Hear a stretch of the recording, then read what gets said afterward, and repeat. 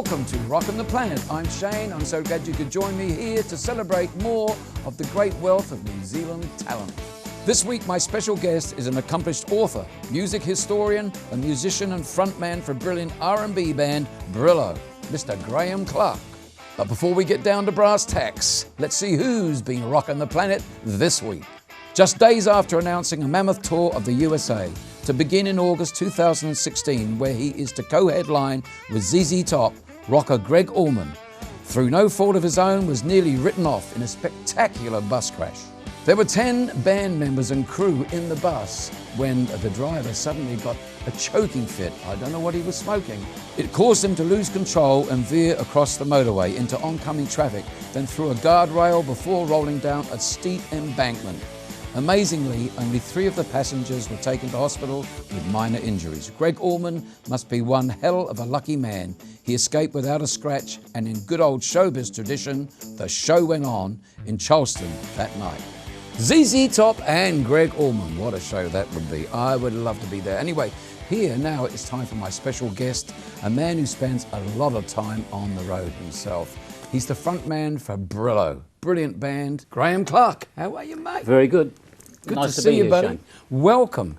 Now, this is a historical event because we've been trying to get this together for I don't know how many years.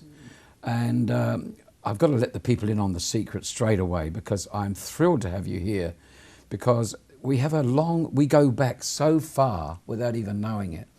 And the story was that you grew up in the same house as I did in England. That's correct. Now, in Guildford in Surrey. Yes, 14 Hillspur Road. Yeah, 14, don't forget that. Go and visit it. It's a little council house in Westborough, Guildford, Surrey.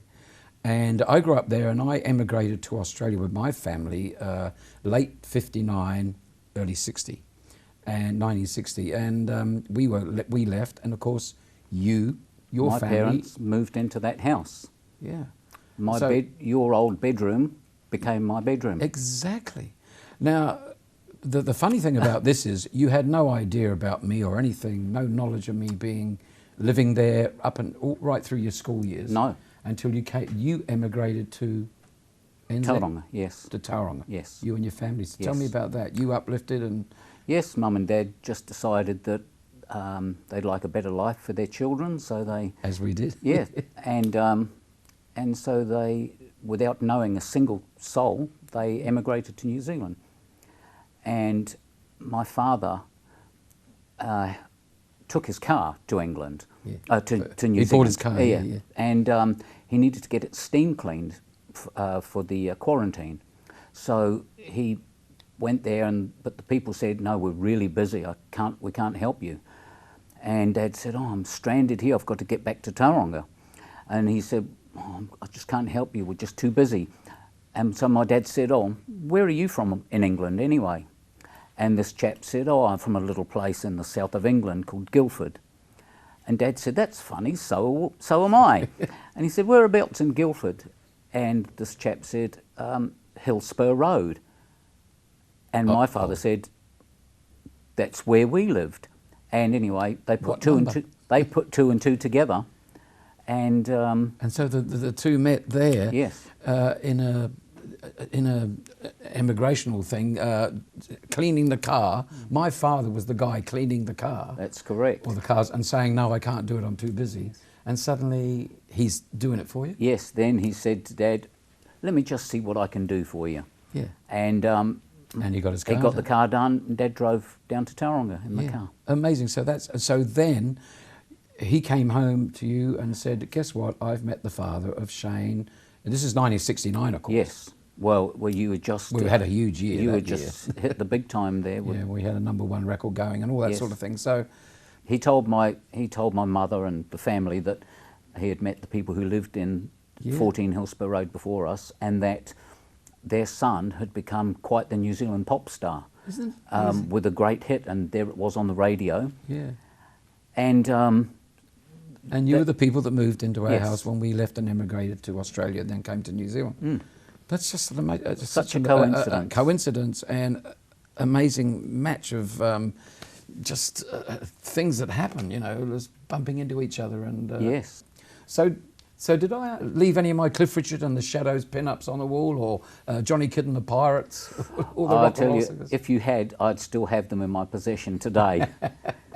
But I think it must have been the ghosts of the music that you played in that room. I did play Singing the Blues by Tommy Steele on Oh. a 78 record. I used to Yes. put them on and terrorise the neighbours with a 78, and Yes. his master's voice with the trumpet sort of horn on it.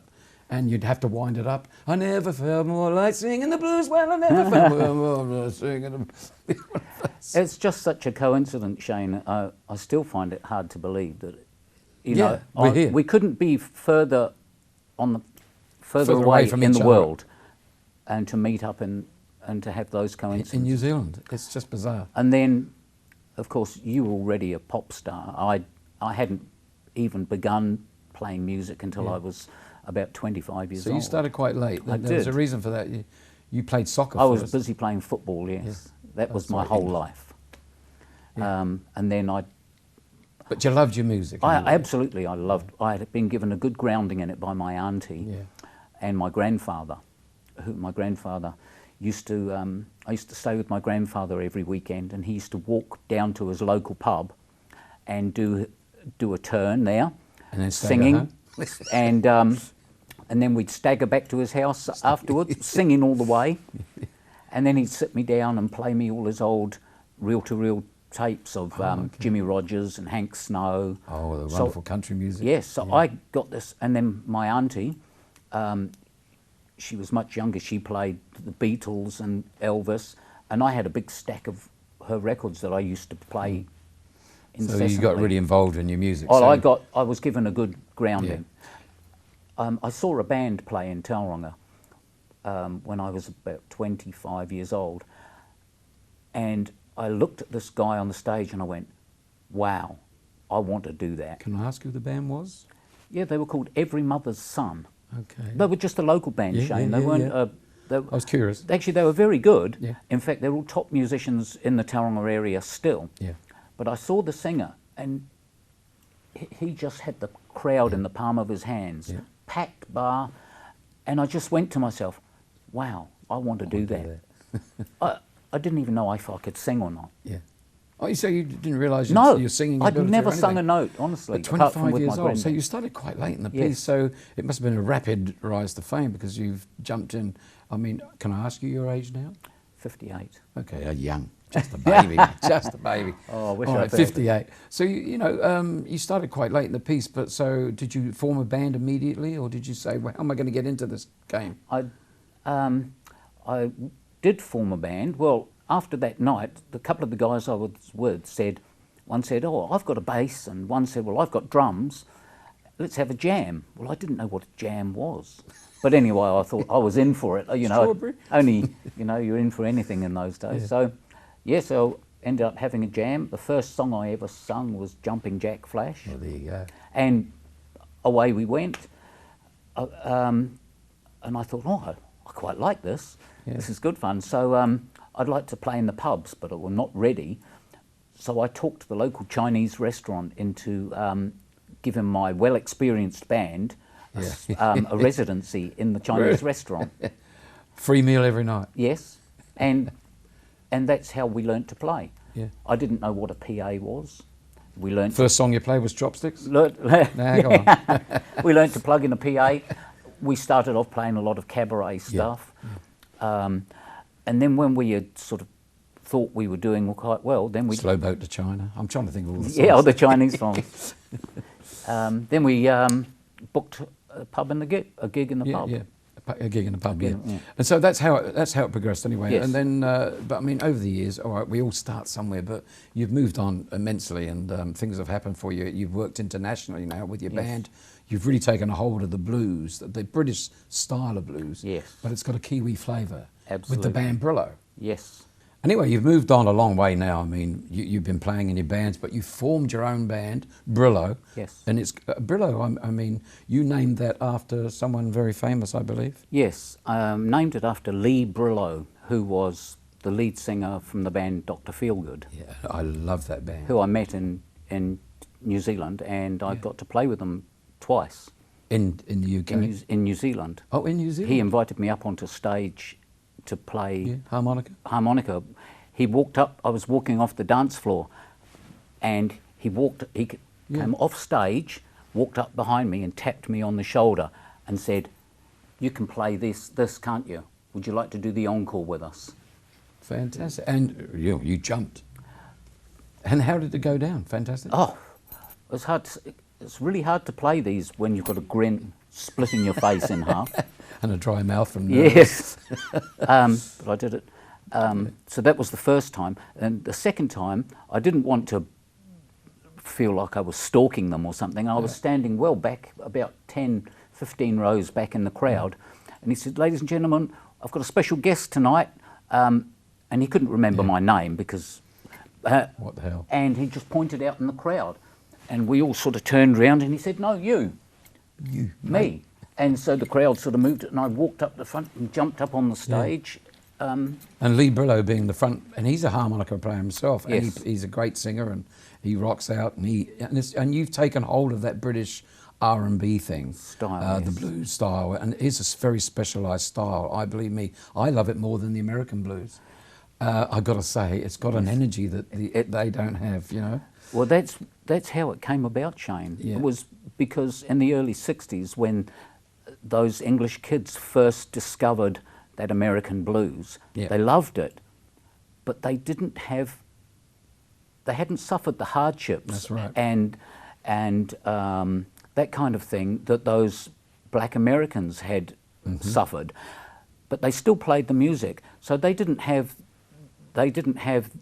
the right attitude, but they had more energy. They played it with energy and enthusiasm, and that's turned into the British beat boom. It has, and we're going to see some of that energy now with Brillo. You fronting Brillo. Yes. With one of your own original songs, and it is absolutely amazing. The energy, you feel it. It'll come out of the TV screen and bite you, I'm telling you. And this is Brillo, fronted by Graham Clark, harmonica, guitar, all the stuff. It's really happening, and it's called... Welcome to the Brillo Show. There you go. Can't go wrong with that, can you?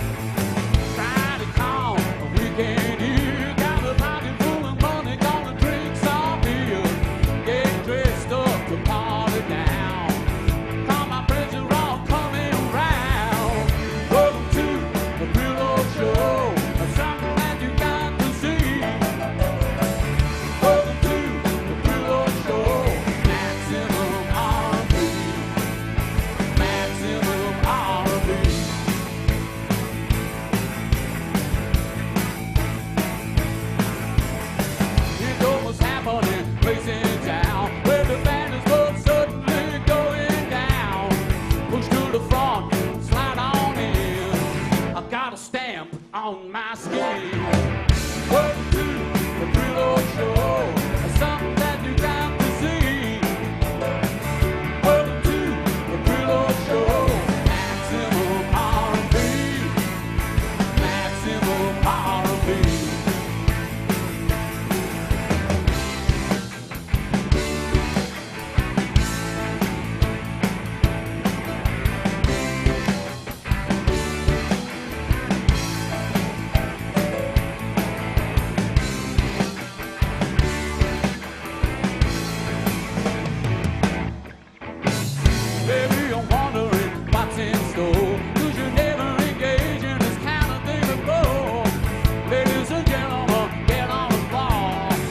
That's what that thing there is for.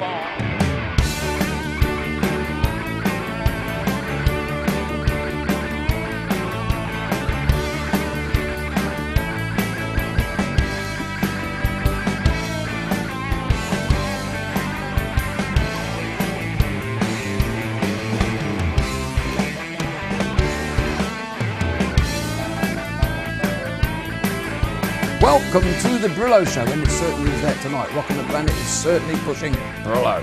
What a band, aren't they? You've got a magic. I've got to say that, see, the energy just flies out of the screen at you. It's lovely. And harmonica playing. Now, I've got to ask you about harmonica. Would you give me a little bit of a few notes on it? It's Sure. Now, you've spent years learning your craft on the harmonica. Yes, I bluff my way through pretty much. Oh yeah, but You've had a number of amazing harmonica players on here, particularly Craig Bracken Craig from the Bracken Flaming the- Mudcats. They're a great blues band. They're in the same sort of genre, same band as you, same style. Yes, they play American rhythm and blues. But American they're blues. also taking Coles to Newcastle. They're Yes. doing the same as you. You're going off on tour overseas. You're going back to the UK again for your third visit. Third visit. And you're yes. going to Italy this time. We are this year off to Italy as well. So you've got all this coming up.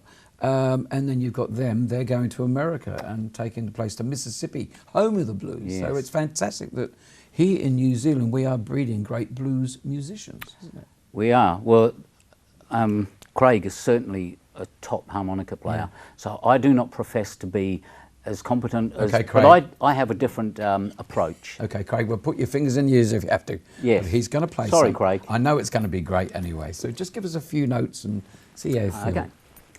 I'll do a little John Mayall, Perfect. keeping it in the We British lo- vein. Many fans here, John Mayall.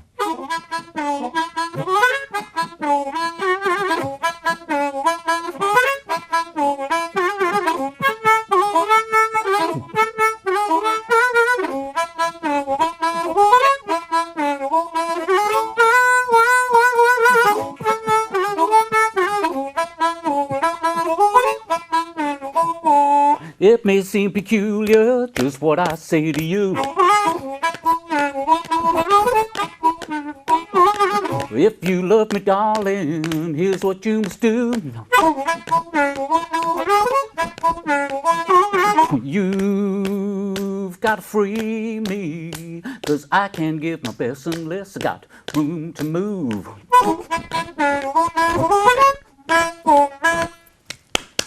Whoa! Wow, man, that is fantastic. Look, I'm sure he enjoyed it. You Oh. can take your fingers out your ears. You missed a really good playing there. Yes. We won't talk about him all night because we'll No. have him on the show later No, in the year. he's had his It's all about you yes, tonight. all about me. I'm happy And about that. apart from being an accomplished musician, like guitar, you're playing harmonica and you're fronting the band, vocals, you're writing a lot of great songs, blues songs. You've also been quite an author. And you've accomplished something a lot of New Zealanders haven't done. It's taken an Englishman to come over here and write all about Tauranga's musical history.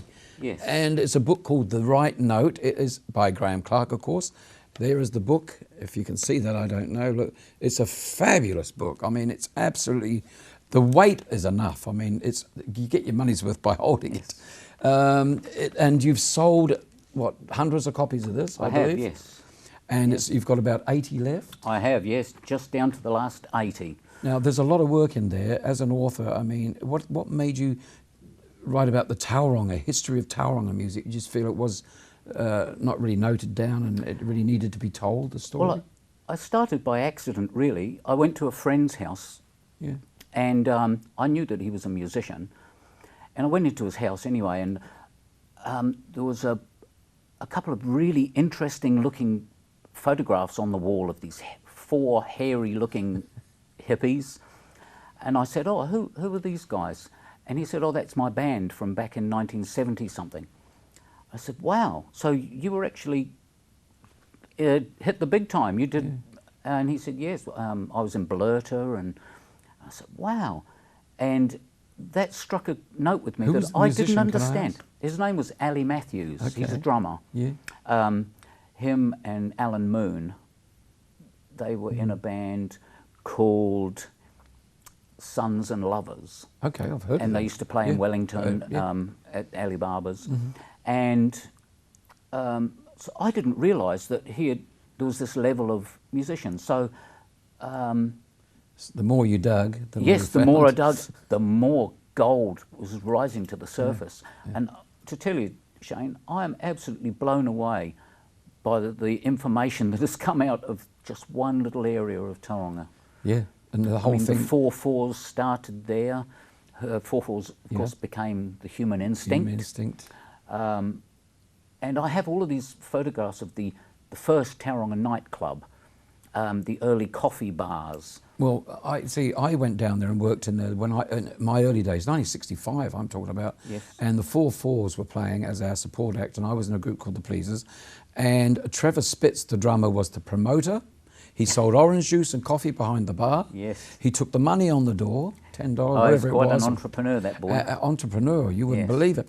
And then he played drums all night in between our sets, you know. And he was running around, and he was paying us. We all got paid.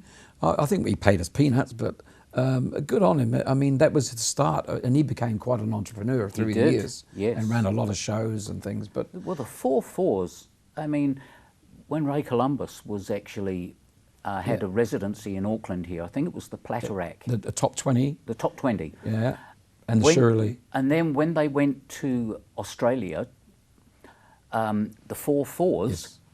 took their place as the resident band in that top They Auckland moved into spot. and they went into the Platterack. They were there for Yes. a long time. They were earning more money Yeah. there playing music than they were Yeah. in regular jobs. Yeah, well, that's happened for me. It's Yeah. just the same. I was very lucky to be at that era when there were, you know, you could open a club on a Monday night. You could open it 5 nights a week. You know, it would be packed every night. Whereas these days, you're working hard hard work. on Saturday Yes. night to get a crowd in. Yeah. Not so bad for us oldies because we've got our followings and that. But the young people now, it's just a nightclub to go. Well, let's go party. You know. Certainly It's not would the have loved same. to. They don't have that same musical love of music that we No. had, not in the same sense. And they played real music then anyway. So, That's true. And you're still playing it. I am. But okay, well look, we're going to get you to play a real song by a Rolling Stones. I believe it came out on Beggar's Banquet many moons ago. But it's a classic, good old, a very unknown Rolling Stones Yes. song, I'd say these days. Quite a rare one. I usually say it's the first and last time you'll ever get to hear me play a waltz. Yeah, well, it's a Because good old. it is. It is. Yeah, and it's called Dear Doctor, I'm in Trouble. Oh, help me, please, doctor, I'm damaged. There's pain where the once was a heart. It's sleeping, it's a beating. Can you please tear it out and preserve it right there in that jar? Oh, help me, please, mama, I'm sickening. For today is the day of the crunch. For the gal I'm to marry is a bow-legged sow, and I've been soaking up drink like a sponge. Don't you worry, get dressed, clap my mama, as she plied me with bourbon so sour. Pull your socks up, put your shoes on, comb your long hair down, for you will be wet in the hour. I was trembling as I put on my jacket. It had creases as sharp as a knife. I put the ring in my pocket, and there was a note, and my heart had jumped into my mouth. It said, Kane, I'm sorry to hurt you, but I've no courage to speak to your face. But I'm down in Virginia with your cousin Lou, and there'll be no wedding today. So help me, please, doctor, I'm damaged. You can't put back my heart, it is whole. Oh, mama, I'm crying, tears of relief. My heart is now under control. Dear Doctor, whoa! I love that version of the Rolling Stones song. I hadn't heard it for so long. I had to stop myself singing along with it, man. Didn't I ruin it for you? You could have joined in. Shane. But I just thought, I'll keep quiet. But yeah, great to hear you doing Rolling Stones. It probably influenced you a lot over the years. But I want to get back to the book now. This is such a huge thing for Tauranga and the history of Tauranga. You know, the writing, the time it took. I mean, it must have taken you months and months. How many years? Yeah, 8. 8 years. Do you think you've got another 8 years in you to start on another city? Do regional versions? around the country? No, I wrote this because initially, based upon my own knowledge of musicians and the music scene, but it soon progressed beyond that because for the treasure that I was digging up, I found out that I actually didn't know a lot about the music scene because so much I was uncovering. So you start, what, around about the early 60s? Yes, although it does go back, the first band is 1937. Oh, there you go. Which from a Māori Rockin band. So you've gone right back to... Yes, but pretty much the bulk of it starts in the 60s. When the electrics came in and stuff. Yes, the band in Tauranga to have the very first electric bass guitar. Oh, there you go. I didn't even know that myself. No. So who had that? In the 4/4s. Oh, was it really? It was, yeah. I don't have the energy or the knowledge to write about any other regions. However, it wore you out. Yes, I've started writing a new book, and I'm writing Richie Pickett's biography. Now that's an interesting story. There's no end of material for that. That's right. That'll be in the X-rated section of the wonderful library. Richie, But a book about a wonderful and dear friend of mine. I was going to say now, a New you were Zealand friends? icon. Yeah. And I do not want him to be forgotten. No, he won't be deserves forgotten. to be remembered. Yeah, that's interesting. You worked with Richie over I worked the years? with Richie, yes, and was close personal He touched a friends lot of with him. souls in New Zealand, musical souls anyway. I mean, we all love Richie. I've worked with him and I've got stories to tell, and I know that in the book, the new book about Richie, you've got a lot of people have come to the party and given me a lot of stories. I've approached to this biography. I've researched and written,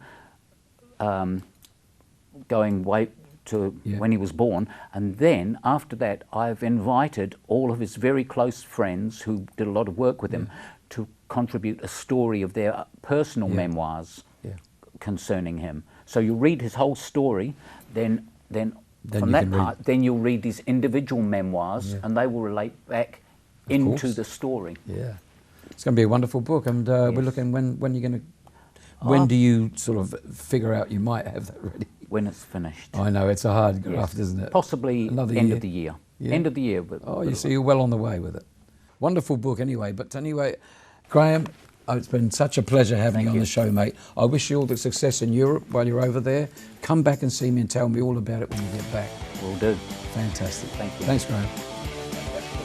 Well, that's all we can squeeze in here on Rockin' the Planet this week. But we'll be back same time, same place next week. Until then, keep on rockin'.